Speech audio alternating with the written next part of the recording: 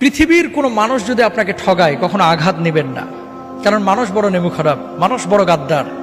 মনে রাখবেন, সব মানুষ পৃথিবীর একত্রিত হয়ে যদি আপনার ক্ষতি করতে চায়, কেউ আপনার ক্ষতি করতে পারবে না যদি আল্লাহ না চায়। মানুষ মানুষকে ঠগাইতে পারে, সন্তান বাবাকে ঠগাইতে পারে, বাবা সন্তানকে ঠগাইতে পারে, স্বামী তার স্ত্রীকে ঠগাইতে পারে। আল্লাহ কখনো তার বান্দাকে ঠগান না, কখনো না। আল্লাহ কখনো তার বান্দাকে ঠগান না। কিছু কিছু সময়, এটা আপনি বুঝতেছেন ভুল। একটা সময় ধরেন, আপনি যখন আপনার বয়স 7 বছর 8 বছর ছিল, 5টা টাকা পাইলে মনে করতেন লাইফের এটাই সবচেয়ে সুখের মুহূর্ত, কারণ 5 টাকা দিয়ে এখন একটা আইসক্রিম কিনে খাবো। কিন্তু ওই সময় যদি 5 কোটি টাকা আপনারা দেওয়া হতো, 5 কোটি টাকার ভর আপনি সামলাইতে পারতেন না। এই 5 কোটি টাকা আপনি কি করবেন, তাই না? আপনি কখন কোনটা আপনার জন্য প্রয়োজন এবং কোনটা কখন আপনাকে দিলে আপনি এটাকে যথাযথভাবে কাজে লাগাইতে পারবেন, এটা আপনিও জানেন না, আমিও জানি না। জানেন কে? আল্লাহ সুবহানাহু ওয়া তাআলা।